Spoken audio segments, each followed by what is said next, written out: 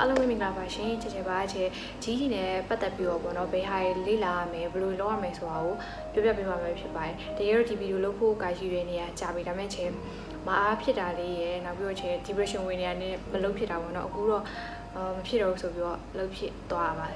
ဒီဗီဒီယိုလေးကနည်းနည်းလေးတော့ရှင်းမယ်ပေါ့နော်ဘာလို့ဆိုချေအပိုင်းလေးခွဲပြီးတော့ပြပြပြမှာပထမအကျုံးပိုင်းမှာချေဘာကိုပြပြမယ်ဆိုရင်အခုမှကြီးစာရင်းနေတဲ့သူတွေအတွက်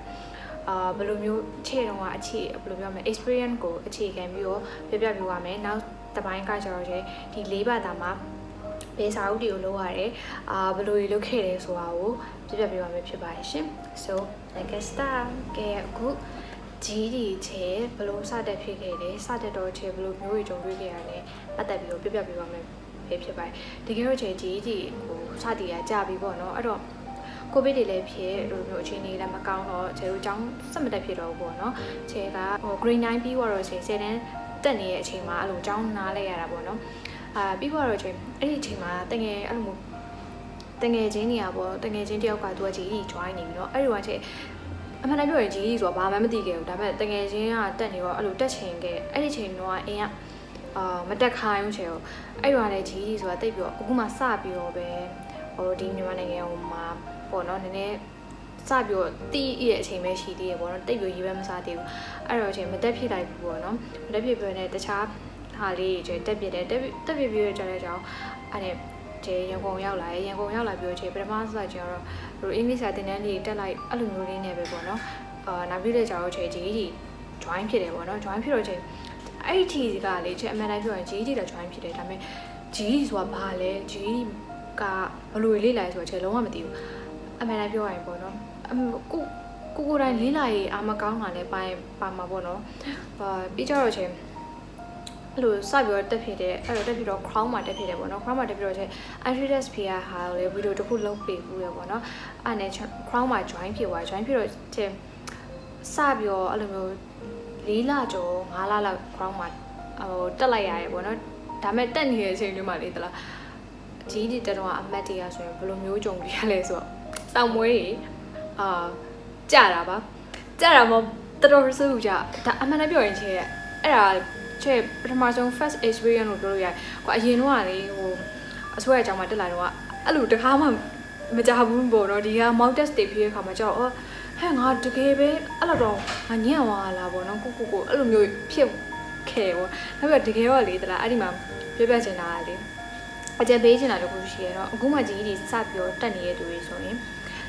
အဲ့ခုစတက်တဲ့ကိုကကြီးဆိုတာဘာလဲဆိုတော့တေချာလေးလားသူများတကအခုဆိုရင်ဘယ်လိုပြောမလဲရှာလို့လော်ရဲပေါ့နော်သိနိုင်ပါတယ်နောက်ပြီးတော့ဘာတွေဘယ်ဘာသာပါရဲဘာလိုလေးလာရဲဆိုတော့ကိုကရင်တိအောင်လုပ်ထားလိုက်တိပြီးမှကြီးကြီး join တာပို့ပြီးအဆင်ပြေပေါ့နော်ချက်ဆိုရောင်းဝန်းနဲ့ကြီးတက်လိုက်တယ်ပေါ့နော်ဘာမှမသိဘူးနောက်ပိုင်းမှာကိုပေါ့တော့ကိုပြန်လေးလာတော့မှအဲ့လိုတိရပါပေါ့နော်ကျောင်းတက်တော့အမှပထမအဆိုးဆုံးကဘာလဲဆိုတော့ social study ကျွန်တော်လုံးဝမသိဘူးကျတဲ့ဘာသာရေးကနည်းနည်းပါးပါးရင်းနှီးကျွမ်းဝင်မှုscience ဆိုလဲကွာကျဲ grade 9မှာအခြေခံရှိရနောက်ပြီးတော့10တန်းစာကိုလည်းနည်းနည်းသင်ထားဘူးရဲ့အခန့်ရှိတော့ science နဲ့ပတ်သက်ပြီးတော့နည်းနည်းပါးပါးသိသေးရယ်သင်ချာဆိုလဲနည်းနည်းပါးပါးရရယ်AIကတော့မရဘူးဆိုပြီးမှကွာနည်းနည်းတော့ရင်းနှီးရပေါ့ social study ကကြတော့လုံးဝချဲ့တော့အစိမ်းဖြစ်နေအောင်ကွာလုံးဝမသိဘူးကွာသူများနိုင်ငံရေးအကြောင်းသင်ရအဲ့တော့အရန် struggle လုပ်ရရဲ့ဘာသာဖြစ်ခဲ့ဆိုရင် study ရဲ့အကြောင်းတွေတော့ဆိုရင်မနေ့အမှဆို mock test တွေကလုံးဝကြာတာပါချင်းအကြောင်းက certificate ပြီးတော့ဆရာမဆိုပြောရဲနော်စာတေချာလောက်ရမယ်ပေါ့နော်အဲ့လိုမျိုးတွေမှာပါခဲ့ပေါ့နော် social study ကအားကြောင့်ချေပြောချင်တာကအခုမှကြီးတက်တဲ့သူတွေကိုကအခုစတက်နေပြီဆိုရင်ကြီးအကြောင်းကိုအရင်ဆုံးလေးလားဘာသာရေးကိုလောက်ရမယ်ဆိုတော့သိရလို့တာနောက်ပြီးတော့အကြောင်းတက်တာနဲ့အမှန်တိုင်းပြောရင်ကိုအဲ့လိုမျိုးစာအုပ်တွေကိုအဲ့တဲ့ကွာတခါရဲလေးကျင်ွားပေါ့နော်တချို့သူတွေဆိုရင်တော့လေးကျင်မှာပေါ့နော်ချဲအခုရှင်ညွှန်းတာကပေါ့နော်အခုမှကြီးစတက်ပြီးတော့တိတ်ချမတီးတဲ့သူတွေအတွက်ကိုရင်ညွှန်းတာပေါ့နော်ချဲလိုမျိုးတွေရှိမှာပေါ့နော်အဲ့လိုမျိုးတွေအတွက်အဓိကရွယ်ဒီဗီဒီယိုကတည့်ရသူဆိုရင်တော့ကျွန်တော်တို့ရပါတယ်အမှားပါခဲ့ရင်လည်းကျတောင်းမှန်ပေါ့နော်တောင်းမှန်ပါတယ်ပေါ့နော်အဲ့တော့ကျစတဲ့ထဲကိုကကြီးဒီကိုလေဘလိုကပ်ပလန်တို့ Princeton တို့အဲ့လိုစာအုပ်တွေကိုတခါလေးစင်သွားမယ်ဆိုရင်ကျောင်းက အတန်းလဲပြီးကိုဆောင်းပွဲလေးချင်းဖို့အတွက်အချိန်ကြီးတရားကြီးမကုန်ဘဲနဲ့ပြီးနိုင်တယ်ပေါ့နော်အားကြောင့်လို့ချေအဲ့အကြံတစ်ခုပထမဆုံးအနေနဲ့ပေးပါရယ်ဒီဗီဒီယိုကြည့်နေတဲ့သူတွေမှာအချိန်စောတတ်တဲ့သူတွေပါလားအချိန်စောတတ်တဲ့သူတွေပါဆိုရင်တော့ဒီဗီဒီယိုဆက်ပြီးကြည့်တင်ပါဘာလို့ဆိုတော့အခြေကိုယ်တိုင်လည်းလုံးဝကွာတော်တိုင်ရ progress တင်နေတာတယောက်အဲ့ဒီအတွက်ဘယ်လိုမျိုး struggle လုပ်ခဲ့ရလဲဆိုတော့အခြေပြပြချင်တယ်ချေကြီးယူဆော့ကြရင်တော့2024ရစကြနေကွာ2024နှစ်ကုန်ခန်းဒီမှာကြီးပြီးသွားတယ်ပြီးသွားတော့ချင်းတောင်းပြသွားရဲဆိုတော့စာလုံးဝချက်ချင်းမလုပ်ပါဘူးမလုပ်ဖက်နဲ့ပေါ့နော်ရောင်းဝါးဝါလုပ်လိုက်တာအနားယူရဲဆိုပြီးတော့နိုဝင်ဘာလလေလောက်မှာပြီးသွားတာချေအနားယူဒီဇင်ဘာလတလတော့ဘာသာမှမလုပ်ဘူးအဲ့ဒါနဲ့နှစ်ကူးသွားရပေါ့2025ရောက်သွားတယ်2025ရောက်တော့လေစာမလုပ်သေးပါဘူးချေတော်တော်လေးကိုပြင်းတာပါအဲ့ဒီမှာကိုနဲ့အတန်းဖော်ကြီးကဆောင်းဝဲပြီးွားတဲ့သူတွေပြီးွားနေပြီပေါ့နော်ကိုနောက်မှအတန်းတက်တဲ့သူတွေဆိုရင်လည်းဆောင်းဝဲပြီးတဲ့သူတွေပြီးနေပြီပေါ့နော်အဲ့လိုတည်းတော့ဟဲ့ငါစာလို့တင်နေပြီဆိုပြီးတော့ဖြစ်ပေမဲ့တကယ်ကြတော့ချေစာမလို့ဖြစ်ပါဘူးဘယ်လောက်တောင်အချိန်ဆွဲလဲဆိုတော့ချေပြီးကြတော့ February လမှာချေတို့ကျောင်းကနေပြီးတော့ graduation ရှိရဲအဲ့ဒါချေတက်ရရပေါ့နော်ပြီးွားပြီမဲ့ချေစာမလို့ဖြစ်သေးပါဘူးဒါမဲ့လေချေစာမလို့ဖြစ်သေးပြီမဲ့ဆဲနည်းနည်းပါအားကြောင့်ပြောချင်တာကွာကိုလုံးဝမလုပ်ဖြစ်ဘူးဆိုရင်တော့တနေ့ကိုနည်းနည်းလေးစီလုပ်ပါအဲ့နည်းနည်းလေးချင်းကွာစစ်သက်ချင်းကတော့ဘာမှမဟုတ်ပြင်မဲ့နည်းနည်းအချိန်ကြီးကြာလာရဲ့နောက်မှာ तू ကလုံးဝကွာကိုယ့်အတွက်အကျိုးကျေးဇူးအများကြီးပဲရချေဆိုရင်အဲ့ဒါမှချေစာတရားကြီးမလုပ်ဖြစ်ပြင်မဲ့ကောင်းတဲ့တခုอ่ะပေါ့เนาะချေစာအုပ်ဖတ်ခဲ့အာရီအတွက်ဆိုပြီးတော့ချေစာအုပ်ဖတ်တယ်ဆိုချေက psychology နဲ့ပတ်သက်ပြီးတော့အရင်စိတ်ဝင်စားဘာဖြစ်လို့ချေကိုယ်စိတ်ကိုနားလဲခြင်းလို့ကွာကိုယ်စိတ်ကိုနားလဲမှာကိုယ့်ကိုကောင်းအောင်ဘယ်လိုလုပ်ရမလဲဆိုတာသိအောင်လုပ်နိုင်မှာအဲ့ကြောင့်ချေatomic habit တို့နောက်စာအုပ်တွေရှိတဲ့ချေဖတ်ပြတယ်ပေါ့နော်အဲ့ဒီစာအုပ်တွေနောက်ပြီးတော့ချေဝုဒ္ဓဖတ်ရတဲ့ဝါသနာအပိုင်းအဲ့လိုမျိုးဝုဒ္ဓနည်းနည်းပါလဲအဲ့လိုမျိုးဖတ်တယ်ပေါ့နော်နောက်ပြီးတော့ read theory တွေချေအဲ့လိုမျိုးတနေ့ကိုအရင်တော့တနေ့ကို9ပုတ်လောက်လုပ်တယ်ဒါပေမဲ့နည်းနည်းကြားလာတော့မလုပ်ချင်တော့ပြင်းသွားကွာပြင်းသွားတော့အဲ့လိုအချိန်ရရင်ပေါ့နော်တပုံးနှစ်ပုတ်အဲ့လိုမျိုးချေဝင်ပြီးတော့ဖတ်ပြတယ်ပေါ့နော်ပြီးတော့ချေကအဲ့ဒီချိန်မှာချေလက်ကွက်ကနှေးရယ်ကွာနှေးပေမဲ့ချေကအဲ့လို15မိနစ်ဆိုပြီးတော့ငါလေးကျင့်ရမယ်ဆိုပြီးတော့အဲ့ဒီចောင်းဖတ်တဲ့ကွာပေါ့နော်လက်ကွက်ကိုအဲ့လိုမျိုးလေးကျင့်သွားရယ်ပေါ့နည်းနည်းချင်းဒီပေါ့နော်ဘာလို့ဆိုတော့အဲ့ဒါတရားခေါင်းမသုံးအောင်လေဒီတိုင်းပဲကိုယ့်ဘက်ကိုလှုပ်ရှားပြီးတော့လုပ်ရရင်ဆိုတော့အဲ့ဒီဟာရဲ့အကျိုးကျေးဇူးကချေဒီချိန်မှာတကယ်ကိုချဲ့အတွက်အကျိုးဖြစ်စေရပေါ့နော်အားကြောင့်ကိုကစာလုံးဝမလုပ်ချင်ဘူးဘာမှမလုပ်ချင်ဆိုမှတနေ့ကိုလေးငါနည်းနည်းလေးပဲလုပ်မယ်ဆိုပြီးတော့နည်းနည်းလေးချင်းစီတော့လုပ်သွားဖို့ချဲ့ကြံပြီးရပေါ့နော်အဲ့ဒါရလုံးဝအကျိုးကျေးဇူးဖြစ်စေမှာပေါ့နော်ပြန်ဆက်မယ်ချင်းစာမလုပ်ဖြစ်ဘူးပေါ့နော်စာမလုပ်ဖြစ်တော့ချဲ့ပဲချိန်မှာစာပြန်လုပ်ဖြစ်လာတယ်ဆိုတော့ match တီကဆယ်ရောင်းဝါးလုပ်နေတော့မယ်ဘာမှသိချာမလုပ်ဖြစ်ဘူးကွာအဲ့ဒီမှာဘယ်လိုလုပ်ဖြစ်လဲဆိုတော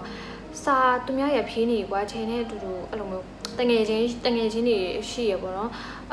American Center သွားရတွေ့ကြရပေါ့နော်ချဲနဲ့အတန်းတူညီမလေးယောက်ရှိရပေါ့နော်သူနဲ့ချန်နဲ့ American Center တခါကြအဲ့လိုမျိုးသွားရအချိန်မှာဘာဆက်လုပ်ပြလဲဆိုတော့နှစ်ယောက်တွေ့ရခါကျရင်တင်ချာတွေ့တာပေါ့နော်တင်ချာ first cut ကိုစပြီးတော့တွေ့တယ်နောက်ပြီး Kaplan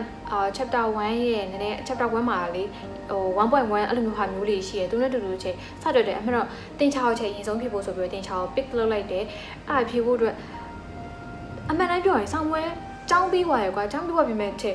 ်ဘယ်စာကနေစကင်ပြီးဆောင်းပွဲတွေလေးကြမယ်ဆိုတော့လုံးဝမသိဘူးအော်မှာ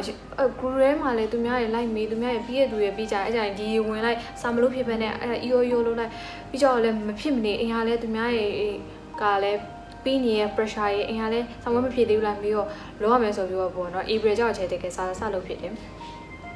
စာလုပ်ပြီးတော့ချဲဘယ်ကနေစလုပ်ရမယ်မသိဘူးအဲ့လိုရောင်းဝါးနဲ့လုံရင်းနဲ့ပေါ့နော်လိမ်ပယ်နဲ့ပဲအဲ့လိုမျိုးကပလန် flash cut နဲ့ချေအရင်ဆုံးဆက်လို့က flash cut ကိုတနည်းကိုချင်းမလုပ်ဘူးဆိုရင်တော့မှလေအပုတ်တနည်းကိုအပုတ်20လောက်တော့လုပ်ဖြစ်တယ်ပါဘယ်လိုလုပ်ဖြစ်လဲဆိုတော့ flash cut ကကြော9ပုတ်ကို4ကလောက်ရယ်ကွာအပုတ်20ဖြစ်သွားပြီကွာခဏလေးရကိုတိုင်းမသိတော့ဘယ်နဲ့လို့ပြီးသွားတော့အဲ့လိုမျိုးနေ့တိုင်းလုပ်ဖြစ်တယ်ပေါ့နော်တခါကြရင်မလုပ်ဖြစ်တဲ့တရက်နေ့တော့ရှိပြီမဲ့ချင်းနေ့တိုင်းဒီပါတော့လုပ်ဖြစ်တယ်အဲ့ဒါအကျိုးကျေးဇူးတွေလည်းချင်းနောက်မှာတကယ်အကျိုးခံစားရတယ်ပေါ့နော်အဲ့လိုပြောကပလန်ဟိုစကင်နေပေါ့နော်ကပလန်ကကျတော့သူကစောက်တွေဟိုရှင်းပြထားတာကွာရှင်းပြပြီးတော့ဒီလိုမေးခွန်းတွေပဲမပါဘူးကွာအဲ့လိုမျိုးဆိုတော့အဲ့ကပလန်ကင်ပြီးတော့ချက်စောက်အစစ်စစ်ကင်ပြီးတော့တင်ချာအဲ့လိုမျိုးစလို့ရင်းနဲ့တင်ချာကိုမေလမှာစပြီတကယ်တော့ April လကုန်မှာချေဖြေမလို့အဲ့တော့တကြံရှိရတကြံကိုချေအိမ်မပြန်ဘဲနဲ့ဒီမှာပဲရန်ကုန်မှာပဲဆက်နေပြီးတော့ပေါ့နော်ချေတရက်ချက်နေချေ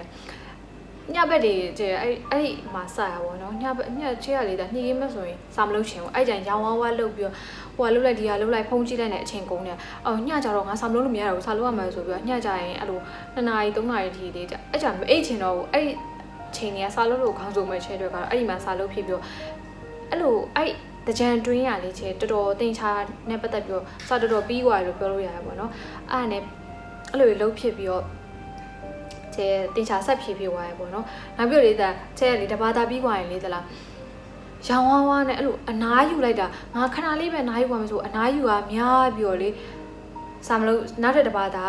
တကယ်ချက်ချင်းဖြည့်ရရအောင်မဖြည့်ဖြစ်တော့ပဲနဲ့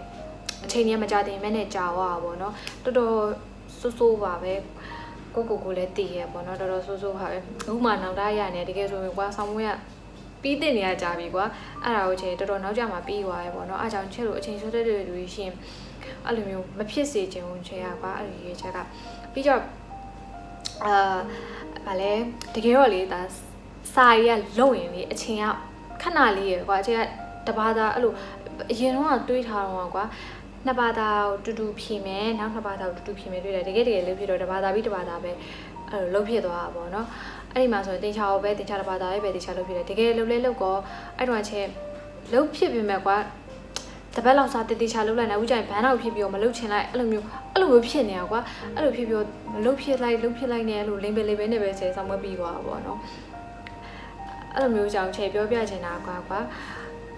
စာတကယ်တင်ချာလုံးပါလုံးဝိုင်ပြီးွားပြီကွာတကယ်စာလုပ်တဲ့ခါကျတော့တကယ်စာလုပ်ပြီးဖြေတဲ့ခါကျတော့အချိန်ကအဲ့လိုမကြဘူးတလားတင်ချာဆိုရင်ကွာချေလိမ့်ပဲနဲ့မလို့တလခွဲမပြည့်တပြည့်အဲ့ဆိုအဲ့လောက်ပဲကြာသွားတယ်တကယ်ဆိုရင်ကွာတလလောက်နဲ့ဆိုရင်တည်ချာတဘာသာ AC ဖြေလို့ရတဲ့အချိန်ကွာဒါပေမဲ့ချေကစာယူတင်ချာမလုပ်ဖြစ်လိုက်ကွာအဲ့လိုမျိုးဆိုတော့အဲ့လိုမျိုးအချိန်ဆွဲတဲ့သူတယောက်ရဲ့ကျိုးဆက်တွေပေါ့နော်အဲ့လိုမျိုးဖြစ်သွားတယ်ပေါ့နော်အားကြောင့်ချိန်ဆွဲတဲ့သူတွေရှင်လုံရင်ပြီးရအားကြောင့်ပြီးအောင်လုပ်ပြီးမှ enjoy လုပ်ပါချက်လိုမျိုးချိန်မဆွဲကြပါနဲ့နောက်ပြီးတော့ဘာလို့2025မှာပေါ့ချေဆောင်ဝဲအမှန်ဆောင်ဝဲစဖြည့်နှစ်လို့ပြောလို့ရပါဘောနော်2024မှာကျောင်းပြပြင်မဲ့နားလိုက်တာနဲ့စာမလုပ်ဖြစ်ဘောနော်2025ကျမှတကယ်ဆောင်ဝဲလိုက်ဖြစ်2025မှာချေအချိန်ဆွဲရပြန်ဘာလို့ကြားခဲ့လဲဆိုတော့ချေအမှန်တကယ်2025ကလေချေ depression ဝင်နေရအပြင်လည်းမထွက်ဖြစ်ဘူးအပြင်ထွက်ဖြစ်ရလေတော်တော်ရှားရယ်2024လောက်ကပဲเนาะအပြင်ထွက်ဖြစ်တယ်2024ကြာ2025ကျတော့အိမ်ထဲမှာပဲနေဖြစ်တယ်ကွာအိတ်လိုက်တယ်ချစားရယ်ဖုံးကြည့်ရယ်စာလုံးဖြစ်ရင်စာလုံးဖြစ်လိုက်တယ်အဲ့လိုနေပဲချက်တန်တရာလေးနဲ့2025ခဏလေးနဲ့ကုန်လိုက်တော့ဘယ်လိုကုန်မှမသိဘူးဒီနောက်ပိုင်းအသက်ကြီးလာလားမသိဘူးအချိန်ကြီးကကုန်လာမြင်တယ်အထူးသဖြင့်ချက်ပြီးနေတဲ့သူတွေ comfort zone မှာလုံးဝကြီးကွာချက်2025မှာ comfort zone မှာပဲနေလိုက်တာကွာ depression လည်းဝင်သလားမမေ့နဲ့တလားတော်တော်ဒါပေမဲ့ကောင်းတာတစ်ခုချေပြန်ရလိုက်တာချေကိုပြန်ရှာဖွေတွေ့ရှိသွားရပေါ့နော်ဒါပေမဲ့ comfort zone မှာနေတာကြီးကငါ့ကိုပျော်ရွှင်မှုမပေးဘူးဆိုတာကြီးကိုသိလာခဲ့ရပေါ့နော်အဲ့ဒါတော့ကောင်းတာတစ်ခုပေါ့နော်အဲ့လိုကြောင်းနေချေဆောင်မွေးကမကြတင်မဲကြောက်သွားပေါ့နော်ဘယ်လိုမျိုးဖြစ်လဲဆိုတော့သူများကြီးပြီးသွားတော့လေဟဲသူများရောင်ပြီးသွားရင်ငါဘာလို့မပြီးသေးရလဲအဲ့လိုမျိုးဝင်ဖြစ်တယ် depression တွေဝင်နေတခြားသူတွေနဲ့နှိုင်းရှင်နေ2025ရဲ့ချက်တော်တော်ဆူဆူဝါးဝါပေါ့နော်စိတ်တိုင်းဘိုင်းဆိုင်ရတော်တော်စိတ်တက်ကြွားပေါ့နော်အဲ့လိုမျိုးဖြစ်ပြီးတော့ဘာမှအဲ့လိုမျိုး depression ဝင်လို့ကြိုးစားလားဆိုတော့လည်းမကြိုးစားဘူးအဲ့လိုမျိုးလုပ်ပြီးတော့အိတ်ရတယ်ဘုံလိုက်ပြီးအိတ်လိုက်ဖုံးကြည့်လိုက်တဲ့အချိန်ကုန်နောက်ခုကျလည်းမဖြစ်တော့ဆိုစာပြန်လို့ကအဲ့လိုမျိုးအချိန်ကုန်ခဲ့ရပါတော့နော်အားကြောင့်တော့မကြတင်မဲနဲ့ကြားခဲ့ရပါဘောဆောင်းဝဲဖြစ်ရ